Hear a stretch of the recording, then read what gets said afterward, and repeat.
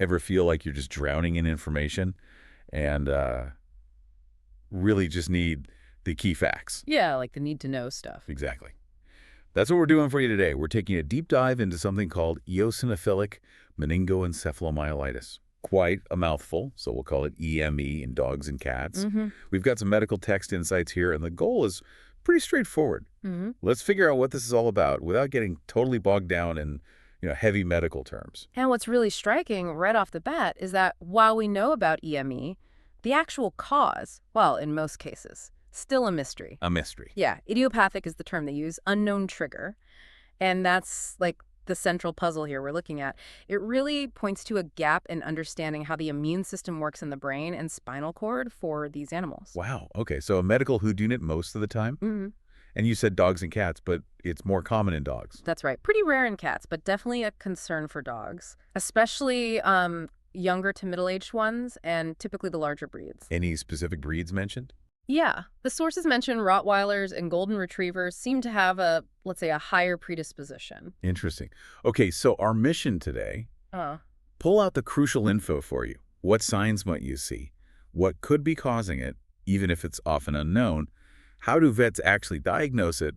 And of course, what treatments are available? Let's get into it. Okay, sounds good. So first, that long name, meningoencephalomyelitis. Let's break it down.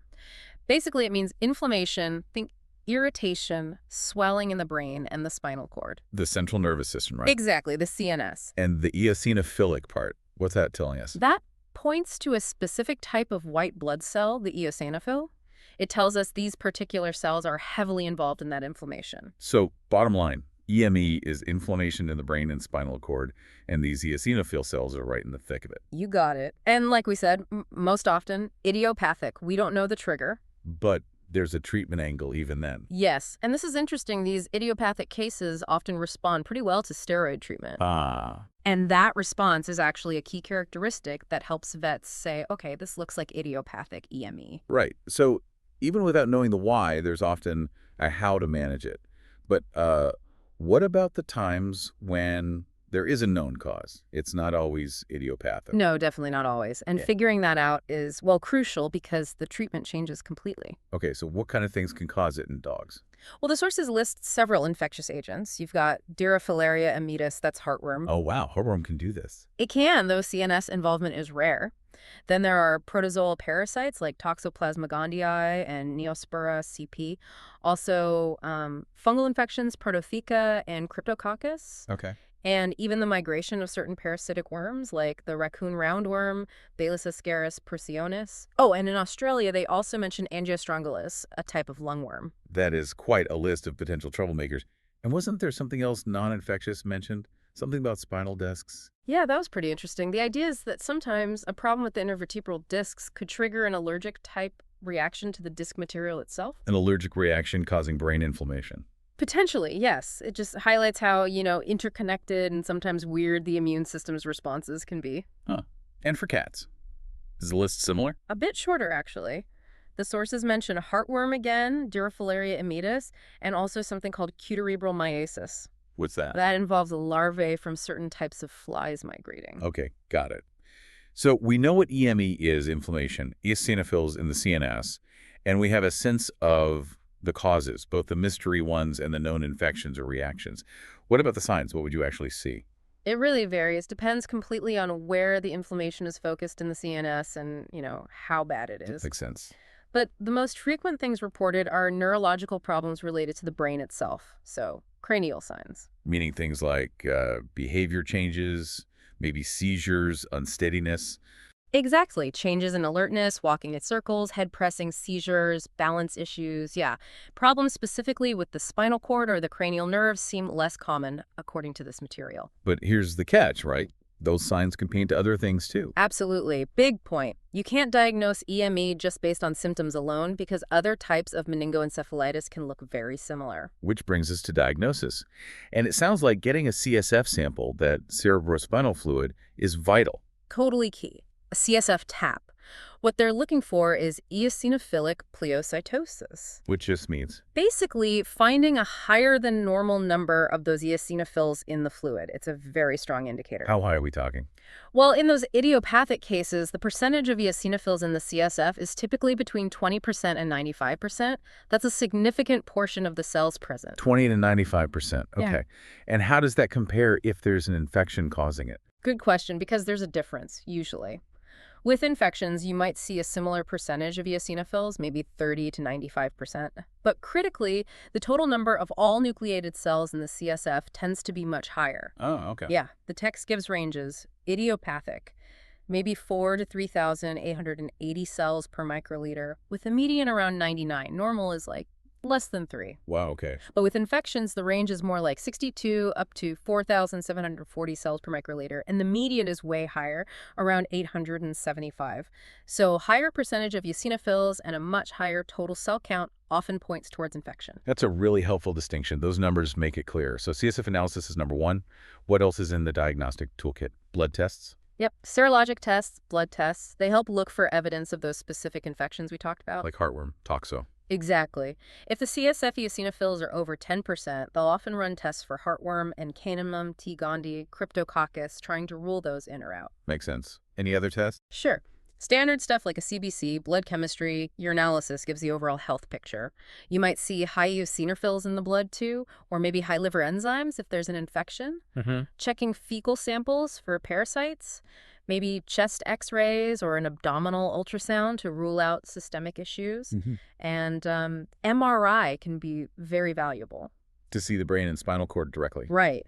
To look for lesions, inflammation, swelling, changes in the membranes around the brain. Though what they see on MRI can vary a lot depending on the cause and location. Okay, so it's a thorough workup. Now, treatment. This is where the idiopathic versus infectious distinction becomes absolutely critical. Couldn't be more critical, Yeah. because the treatments are fundamentally different, and using the wrong one is, well, dangerous. How so? Well, for idiopathic EME, the mainstay of treatment is steroids, immunosuppressive drugs. The protocol often starts with a potent one, like dexamethasone, then switches to prednisone for a longer term, usually daily, for, say, 8 weeks. Then a very slow taper, reducing the dose gradually over maybe another 8 weeks, or even up to 6 months, depending on the response. Finishing the whole course is really important. And if it's not idiopathic, if they find, say, one of those protozoal infections, Then you need targeted therapy. Drugs like clindamycin, sulfonamides, pyrimethamine to attack those specific parasites. and heartworm in the CNS, you said that was rare, but if it happens. Yeah, unfortunately, the sources say there's no specific treatment for that, just supportive care, trying to manage the symptoms. And the danger you mentioned, using steroids if there is an infection. Right. Steroids suppress the immune system. If you give high doses to an animal that's fighting an infection, you're basically crippling its defenses. The infection can then run rampant. Oof. Okay. So proper diagnosis first is non-negotiable. Absolutely vital. So once the correct treatment starts, what's the outlook? What can you expect? For idiopathic EME, if you catch it early and start treatment promptly, the prognosis is generally pretty good. How? Often see improvement within 72 hours and potentially full recovery over, say, 2 to 6 months, but there's always a but. Some cases just don't respond to the steroids. Right, and for the infectious causes. Generally much worse, unfortunately. Protozoal and fungal EME often carry a poor to grave prognosis. And the migrating worms. Also guarded to poor. It really depends on where those larvae end up and the damage they do. Even if things seem better initially, the larvae can continue migrating and cause further, sometimes fatal damage later. That's tough. And there was one more complication mentioned. Something about the eosinophils themselves. Ah, yes. This is a really crucial point. When eosinophils break down, they release substances, granules, that are actually toxic to nerve tissue. Wait, the cells that are part of the inflammation are also causing damage? Exactly. So the immune response itself, the breakdown of these cells, can contribute to permanent neurological deficits, even beyond what the initial trigger caused. It's like a secondary hit. Wow, that's a big takeaway. So the inflammation itself can leave lasting scars? It really underscores the complexity. Okay, let's try to boil this down. Yep. What are the absolute key things for you, the listener, to remember about EME? Right. 1. EME means inflammation in the brain and spinal cord involving eosinophils. 2. Most cases, we don't know the cause idiopathic. 3. CSF analysis checking the spinal fluid is essential for diagnosis. 4.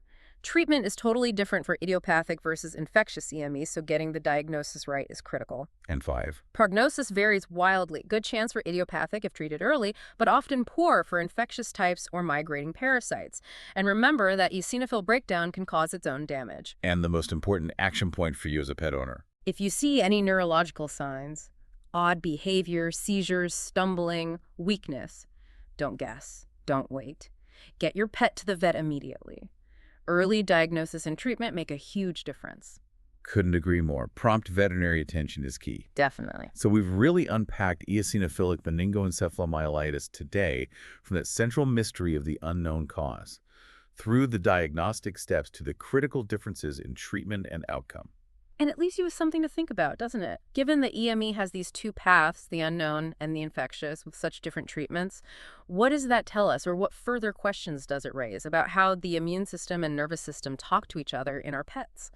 Or, thinking about that damage caused by the eosinophils breaking down, what might that imply for how we understand other inflammatory conditions, not just in the brain, but elsewhere in the body, where the body's own response might contribute to the problem? Really fascinating questions to ponder. And remember, if you run across sources or topics you'd like us to explore like this in a future deep dive, please do send them over. We're always ready for the next investigation.